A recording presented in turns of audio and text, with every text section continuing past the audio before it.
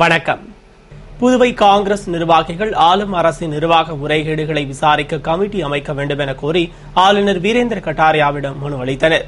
புதுவை காங்கிரஸ் தலைவர் ஏ.வி. சுப்பிரமணியன் தலைமையில் எதிர்க்கட்சித் தலைவர் வைத்திலிங்கம், சட்டமன்ற உறுப்பினர்கள் லட்சுமி நாராயணன், தேனி ஜெயக்குமார், வல்சராஜ், மல்லாடி கிருஷ்ணராவ், நமச்சிவாயம், திருமுருகன் ஆகியோர் ராஜ்நிவாசில் ஆளுநர் வீரேந்திர கட்டாரியாவை சந்தித்து என்ஆர் காங்கிரஸ் ஆட்சியில் நடந்துள்ள 25 முறைகேடுகளை விசாரிக்க தனி கமிட்டி அமைக்க உத்தரவிட வேண்டும் என்று வலியுறுத்தினர். மேலும் ஆளுநரிடம் மனு அளித்தனர். அந்த மனுவில் ஆதிதிராவிடர் பிற்படுத்தப்பட்டோர் துறை மூலமாக வழங்கப்படும் நலத்திட்ட உதவிகள் அரசுக்கு நெருக்கமானவர்களுக்கும் அதிகாரிகளின் உறவினர்களுக்கும் மட்டுமே செல்வதால் இதுபற்றி தீவிர விசாரணை தேவை என்றும், குப்பை அள்ளுவதில் பெரிய அளவில் முறைகேடு நடந்துள்ளதாகவும், காலியாக செல்லும் குப்பை வண்டிகள் குப்பை அள்ளுவது போன்று கணக்கு காட்டுகிறது. மேலும் மின்துறை தனியார் மூலம் மீட்டர் கொள்முதல் செய்யும் டெண்டரில் மிகப்பெரிய அளவில் முறைகேடு நடந்துள்ளது. அனுமதியின்றி கட்டப்பட்ட அடுக்குமாடி கட்டிடங்கள் அனுமதி வழங்குவதில் விதிமுறைகள் பின்பற்றப்படவில்லை. இதில் பண பரிமாற்றங்கள் நடந்து வருகிறது என்றும், பொதுப்பணித்துறையில் பல்வேறு வேலைகளுக்கு முறையான டெண்டர் விடப்படாமல் ஆளும் கட்சியை சேர்ந்தவர்களுக்கு முறைகேடாக வேலைகள் ஒதுக்கப்படுகின்றன. மேலும் பெட்ரோல் பங்குகள், சாராய கடைகளில் வரிவாக்கி வசூலிக்கப்படவில்லை. மகளிர் மற்றும் குழந்தைகள் மருத்துவமனை, அரசு மருத்துவக் கல்லூரி கட்டுமான பணிகளில் இழப்பீடு தொடர்பான எந்த வழக்குகளையும் எதிர்கொள்ளாமல் ஒப்பந்ததாரர்களுக்கு இழப்பீடு தொகை முறைகேடாக வழங்கப்பட்டுள்ளது. இதில் அரசு நிர்வாகத்திற்கும் ஒப்பந்ததாரர்களுக்கும் இடையே பெருமளவு பண பரிவர்த்தனை நடந்துள்ளது. மற்றும் புதுவையில் சட்டம் ஒழுங்கு முற்றிலும் சீர்குலைந்துள்ளது.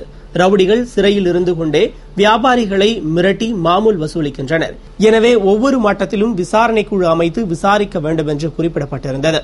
இதுகுறித்து எதிர்க்கட்சித் தலைவர் வைத்திலிங்கம் கூறுகையில், மனுவை பெற்றுக்கொண்ட ஆளுநர் நடவடிக்கை எடுப்பதாக உறுதியளித்துள்ளார். குண்டர் சட்டம் குறித்த கோப்பு கடந்த மாதம் 10ஆம் தேதி அனுப்பியது இப்போதுதான் வந்துள்ளதாக தெரிவித்தார் என்று கூறினார். மேலும் ஆட்சியின் அவலங்களை கண்டித்து தொடர்ந்து தீவிர போராட்டம் நடத்துவோம் என்றும் கூறினார். அது மட்டுமல்ல, மருத்துவக் கல்லூரியில் இடம் கிடைக்காத நிலையில் இருக்கக்கூடியவர்கள், இவர்கள் மீது நடவடிக்கை எடுக்க வேண்டும் என்று கேட்டிருக்கின்றோம். ஆளுநரும் பார்த்து செய்கின்றேன் என்று கூறியிருக்கின்றார்கள். இந்த குண்டர் சட்டத்தை பற்றி கேட்கின்ற நேரத்திலே நான் சென்ற மாதம் 10ஆம் தேதி அனுப்பிய கோப்பு இன்றைய தினம்தான் என் இடத்திலே வந்திருக்கின்றது. இந்த அரசாங்கம் இந்த கோப்பை மறுபடியும் வைப்பதற்கு 1 மாதம் ஆகின்றது. நான் என்ன செய்ய முடியும் என்று தன்னுடைய இயலாமையை கூறியிருக்கின்றார்கள். மறுபடியும் நாங்கள் இதில் தீவிரமாக இறங்கி போராடுவதற்கு இருக்கின்றோம். அதுவும் குறிப்பாக சட்டமன்ற உறுப்பினர்கள் மிக தீவிரமாக இறங்கி போராடுவதற்கு ஏற்பாடுகள் செய்து கொண்டிருக்கின்றோம். சம்பளம் வழங்க வலியுறுத்தி புதுவை ரேஷன் கடை ஊழியர்கள் குடிமைப்பொருள் வழங்கல் துறை அலுவலகத்தை முற்றுகையிட்டு போராட்டம் நடத்தினர். புதுவை ரேஷன் கடை ஊழியர்களுக்கு கடந்த சில மாதங்களாக சம்பளம் வழங்கப்படாததால் பாதிக்கப்பட்ட ஊழியர்கள் அதிகாரிகளிடம் முறையிட்டும் பலன் கிடைக்கவில்லை. இதனால் ஆத்திரமடைந்த ஊழியர்கள் பணியை புறக்கணித்து இளங்கோ நகரில் உள்ள கூட்டுறவு சங்க அலுவலகத்தில் திரண்டு நிலுவை சம்பளத்தை உடனே வழங்கவும், குடிமைப்பொருள் வழங்கல் துறை மூலமே சம்பளம் வழங்க கோரியும் சங்க தலைவர் நடராஜன் தலைமையில் ஊர்வலமாக புறப்பட்டு பாக்கமுடியான்பட்டில் உள்ள குடிமைப்பொருள் வழங்கல் துறை அலுவலகம் நோக்கி சென்றனர். ஊர்வலத்தை அரசு ஊழியர் சங்கங்களின் கூட்டமைப்பு தலைவர் லட்சுமணசாமி துவக்கி வைத்தார். முக்கிய வீதிகள் வழியாக சென்று குடிமைப்பொருள் இயக்குநர் அலுவலகத்தை அடைந்ததும் ஊழியர்கள் முற்றுகையிட்டு கோரிக்கைகளை வலியுறுத்தி கோஷமிட்டனர். லோக்சபா தேர்தலை முன்னிட்டு புதுவையில் வரைவு வாக்காளர் பட்டியலை துணை மாவட்ட ஆட்சியர் வெளியிட அதனை அனைத்துக் கட்சி பிரதிநிதிகள் பெற்றுக் கொண்டனர். லோக்சபா தேர்தலை முன்னிட்டு தொகுதி வாரியான வாக்காளர் விவரங்கள் அடங்கிய வரைவு வாக்காளர் பட்டியல் வெளியிடும் நிகழ்ச்சி மாவட்ட ஆட்சியர் அலுவலகத்தில் நடைபெற்றது. வரைவு வாக்காளர் பட்டியலை துணை மாவட்ட ஆட்சியரும் 3 தொகுதிகளுக்கான வாக்குப்பதிவு அதிகாரி மாணிக்க தீபன் வெளியிட அதனை அனைத்துக் கட்சி அரசியல் பிரதிநிதிகள் பெற்றுக் கொண்டனர். நிகழ்ச்சியில் திராவிட முன்னேற்றக் கழக துணை அமைப்பாளர் எஸ். பி. சிவக்குமார், காங்கிரஸ் துணைத் தலைவர் விநாயகமூர்த்தி, என்ஆர் காங்கிரஸ் பொருளாளர் வேல்முருகன், பாரதிய ஜனதா கூட்டுறவு பிரிவு தலைவர் ரவிச்சந்திரன், தேசியவாத காங்கிரஸ் தலைவர் சுந்தரமூர்த்தி, இந்திய கம்யூனிஸ்ட் மாநில குழு உறுப்பினர் முருகன், பகுஜன் சமாஜ் தலைவர் சோமசுந்தரம் உள்பட பலர் கலந்து கொண்டனர். முன்னதாக மாவட்ட ஆட்சியர் தீபக்குமார் இல்லாமல் வரைவு வாக்காளர் பட்டியலை வெளியிட அரசியல் கட்சிகள் எதிர்ப்பு தெரிவித்தன. ஆனால் மாவட்ட ஆட்சியர் தீபக்குமார் வழக்கு தொடர்பாக வெளியூர் சென்றுள்ளதால் மாற்று ஏற்பாடாக துணை மாவட்ட ஆட்சியர் மாணிக்க தீபன் வாக்காளர் பட்டியலை வெளியிட்டார். புதுவை முதல்வர் ரங்கசாமி ஆளுநர் வீரேந்திர கட்டாரியாவை சந்தித்து பேசியது என்ஆர் காங்கிரஸ் வட்டாரத்தில் பரபரப்பை ஏற்படுத்தியுள்ளது. புதுவை முதலமைச்சர் ரங்கசாமி ராஜ்நிவாசில் ஆளுநர் வீரேந்திர கட்டாரியாவை சந்தித்து பேசினார். சுமார் 30 நிமிடங்கள் வரை நீடித்த இந்த சந்திப்பின் போது 10 கிலோ இலவச அரிசி உள்ளிட்ட திட்டங்கள் தொடர்பாக ஆளுநரிடம் ஒப்புதல் பெற்றதாகவும், மத்திய அரசு வழங்கும் பத்ம விருதுகளுக்கு புதுவையைச் சேர்ந்தவர்களை பரிந்துரைப்பது தொடர்பாக ஆலோசித்ததாகவும் கூறப்படுகிறது. மேலும் 2 கடிதங்களை ஆளுநரிடம் முதல்வர் அளித்ததாகவும் காலியாக உள்ள அமைச்சர் பதவிக்கு பரிந்துரை கடிதம் கொடுத்ததாகவும் தகவல்கள் வெளியாகியுள்ளன. இந்த ஆலோசனையின் போது சபாநாயகர் சபாபதி, அமைச்சர் பன்னீர்செல்வம், தலைமைச் செயலர் சேட்டன் பிசாங்கி, செய்தித்துறை இயக்குநர் அழகிரி ஆகியோர் உடனிருந்தனர்.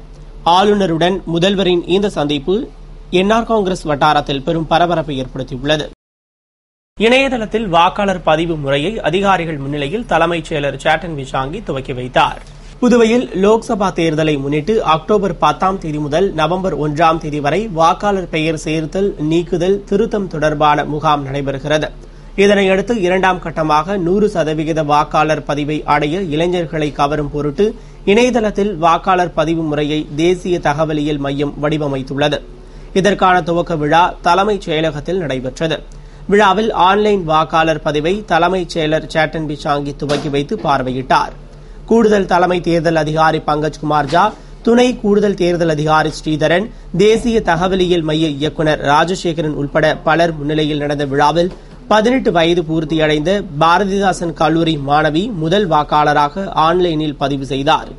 அவ்வாறு பதிவு செய்ய http://egov.pon.nic.in/e-services என்ற முகவரியை கிளிக் செய்து செல்போன் நம்பரை முதலில் பதிவு செய்ய வேண்டும். அடுத்த நிமிடமே விண்ணப்பிக்க விரும்பும் நபரின் செல்போனுக்கு ரகசிய பாஸ்வேர்டு வரும். அதனை இணைய முகவரியில் கொடுத்து விண்ணப்பிக்கலாம். விண்ணப்பதாரரின் போட்டோ மற்றும் இதர ஆவணங்கள் இணைத்த பிறகு 14 இலக்க எண்கள் அத்தாட்சியாக வழங்கப்படும். அதனை கொண்டு புகைப்பட அடையாள அட்டையின் நிலைமையை தெரிந்து கொள்ளலாம். புதுவை ஜீவ ஒளி மனநிறைவு மார்க்கம் சார்பில் நடந்த இலவச மருத்துவ முகாமில் திரளான பொதுமக்கள் பங்கேற்று சிகிச்சை பெற்று பயனடைந்தனர். புதுவை தேங்காய்திட்டு ஜீவ ஒளி வள்ளலார் ஞான சபையில் ஜீவ ஒளி மனநிறைவு மார்க்கம் சார்பில் மாபெரும் இலவச மருத்துவ முகாம் நடைபெற்றது. முகாமில் சிறப்பு மருத்துவ நிபுணர்கள் கலந்து கொண்டு இருதய நலம், காது, மூக்கு, தொண்டை, கண் மருத்துவம், பல் மருத்துவம், தாய்சேய் நலம் மற்றும் பொது மருத்துவ சிகிச்சை அளித்தனர். இதில் திரளான பொதுமக்கள் பங்கேற்று சிகிச்சை பெற்றதுடன் மருத்துவ ஆலோசனை, மருத்துவ வழிகாட்டி மற்றும் மருத்துவ விழிப்புணர்வு பெற்று பயனடைந்தனர். முகாமிற்கான ஏற்பாட்டினை ஜீவ ஒளி மனநிறைவு மார்க்கம் சபை நிர்வாகிகள் செய்திருந்தனர். பணி நீக்கம் செய்யப்பட்ட அனைவருக்கும் மீண்டும் வேலை வழங்கும் வரை போராட்டம் தொடரும் என்று சங்க தலைவர் சரவணன் தெரிவித்தார். இதுகுறித்து பணி நீக்கம் செய்யப்பட்ட அரசு ஊழியர் சங்க தலைவர் சரவணன் செய்தியாளர்களுக்கு அளித்த பேட்டியில் 4000 பேரை பணியிலிருந்து நீக்கிவிட்டு தற்போது 650 பேரை பணியில் அமர்த்துவதாகவும், அதுவும் ஆளும் கட்சி சட்டமன்ற உறுப்பினர்கள் பரிந்துரை செய்தால்தான் பணி வழங்கப்படும் என்று கூறுவது எந்த விதத்திலும் நியாயமாகாது என்றும், இதுகுறித்து முதல்வரிடம் கேட்டால் நிதி இல்லை என்று காரணம் காட்டி மீண்டும் பணி வழங்க மறுப்பதாகவும், ஆனால் 2000 பேரை முதல்வர் புதியதாக பணி அமர்த்தியுள்ளார். இதுபற்றி கேட்டால் சங்கத்தில் பிளவு ஏற்படுத்த முயற்சிப்பதாகவும் தெரிவித்தார். மேலும் சிலர் சங்கத்திலிருந்து விலகுவதாக அறிவித்துள்ளனர் என்றும், ஆனால் அவர்கள் உண்மையிலேயே தங்கள் சங்கத்தில் இல்லை என்றும், பணி நீக்கம் செய்யப்பட்ட தங்களுக்கு போராட்டத்தின் போது காங்கிரஸ் ஆதரவு அளித்தது. மேலும் போராட்டத்தில் சிறைக்கு சென்றபோது தங்களுக்கு உணவு உள்ளிட்ட உதவிகளை அளித்தனர் மற்றும் தொழிலாளர்களுக்காக போராடும் தனக்கு காங்கிரஸ் பதவி அளித்தது. இதில் எவ்வித உள்நோக்கமும் இல்லை என்று தெரிவித்தார்.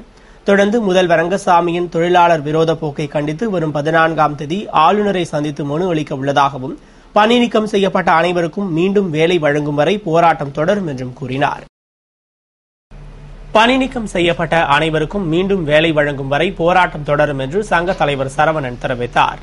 இதுகுறித்து பணி நீக்கம் செய்யப்பட்ட அரசு ஊழியர் சங்க தலைவர் சரவணன் செய்தியாளர்களுக்கு அளித்த பேட்டியில் 4000 பேரை பணியிலிருந்து நீக்கிவிட்டு தற்போது 650 பேரை பணியில் அமர்த்துவதாகவும், அதுவும் ஆளும் கட்சி சட்டமன்ற உறுப்பினர்கள் பரிந்துரை செய்தால்தான் பணி வழங்கப்படும் என்று கூறுவது எந்த விதத்திலும் நியாயமாகாது என்றும், இதுகுறித்து முதல்வரிடம் கேட்டால் நிதி இல்லை என்று காரணம் காட்டி மீண்டும் பணி வழங்க மறுப்பதாகவும், ஆனால் 2000 பேரை முதல்வர் புதியதாக பணி அமர்த்தியுள்ளார். இதுபற்றி கேட்டால் சங்கத்தில் பிளவு ஏற்படுத்த முயற்சிப்பதாகவும் தெரிவித்தார். மேலும் சிலர் சங்கத்திலிருந்து விலகுவதாக அறிவித்துள்ளனர் என்றும், ஆனால் அவர்கள் உண்மையிலேயே தங்கள் சங்கத்தில் இல்லை என்றும், பணி நீக்கம் செய்யப்பட்ட தங்களுக்கு போராட்டத்தின் போது காங்கிரஸ் ஆதரவு அளித்தது. மேலும் போராட்டத்தில் சிறைக்கு சென்றபோது தங்களுக்கு உணவு உள்ளிட்ட உதவிகளை அளித்தனர் மற்றும் தொழிலாளர்களுக்காக போராடும் தனக்கு காங்கிரஸ் பதவி அளித்தது. இதில் எவ்வித உள்நோக்கமும் இல்லை என்று தெரிவித்தார். தொடர்ந்து முதல்வர் ரங்கசாமியின் தொழிலாளர் விரோத போக்கை கண்டித்து வரும் 14ஆம் தேதி ஆளுநரை சந்தித்து மனு அளிக்க உள்ளதாகவும், பணி நீக்கம் செய்யப்பட்ட அனைவருக்கும் மீண்டும் வேலை வழங்கும் வரை போராட்டம் தொடரும் என்றும் கூறினார். புதுவை மதகடிப்பட்டில் குடிமகன்களால் ஏற்படும் தொல்லையை கண்டித்து மதுக்கடையை பூட்டி மாணவர்கள் போராட்டம் நடத்தியதால் பெரும் பரபரப்பு ஏற்பட்டது. புதுவை மதகடிப்பட்டு 4 முனை சந்திப்பில் மதுக்கடைக்கு வரும் குடிமகன்களால் பள்ளி கல்லூரி மாணவர்கள் பாதிக்கப்படுகின்றனர். மேலும் பேருந்துக்கு காத்திருக்கும் மாணவிகளை ஆபாசமாக பேசுவதோடு ரகளையில் ஈடுபடுகின்றனர். மேலும் அப்பகுதியில் 7 மதுபான கடைகள் இருப்பதால் தமிழக பகுதியிலிருந்து ஆயிரக்கணக்கானோர் மது அருந்த வருகின்றனர். இதனால் 4 முனை சந்திப்பில் குடிகாரர்கள் அட்டகாசம் அதிகரித்துள்ளது. இதனை கண்டிக்கும் வகையில் இந்திய மாணவர் சங்கம் மற்றும் கலைஞர் கருணாநிதி அரசு மேல்நிலைப்பள்ளி மாணவர்கள் பேருந்து நிறுத்தம் அருகில் உள்ள மதுபான கடையை திடீரென முற்றுகையிட்டு போராட்டம் நடத்தினர். மேலும் மதுக்கடையை மூட வலியுறுத்தி கடையின் ஷட்டரை இழுத்து பூட்டினர். இதனால் அப்பகுதியில் திடீர் பரபரப்பு ஏற்பட்டது. தகவல் அறிந்து சம்பவ இடத்திற்கு வந்த திருபுவனை போலீசார் போராட்டத்தில் ஈடுபட்ட மாணவர்களை அப்புறப்படுத்தினர். அப்போது மாணவர்கள் இழுத்து பூட்டப்பட்ட மதுக்கடையை மீண்டும் திறந்தால் அனைத்து பள்ளி கல்லூரி மாணவர்களை திரட்டி போராட்டம் நடத்துவோம் என்று எச்சரித்தனர். மற்றும் தேசிய நெடுஞ்சாலையில் உள்ள மதுக்கடைகளை மூட சென்னை உயர்நீதிமன்றம் உத்தரவிட்டதை அடுத்து தமிழகத்தில் கடைகள் மூடப்பட்டது. ஆனால் புதுவையில் புதிய கடைகளுக்கு அரசு அனுமதி வழங்கியுள்ளது அதிருப்தி அளிக்கிறது என்றும், எனவே உடனடியாக கடைகளை அப்புறப்படுத்த வேண்டும் என்றும் வலியுறுத்தினர். இத்துடன் செய்திகள் நிறைவடைந்தன. வணக்கம்.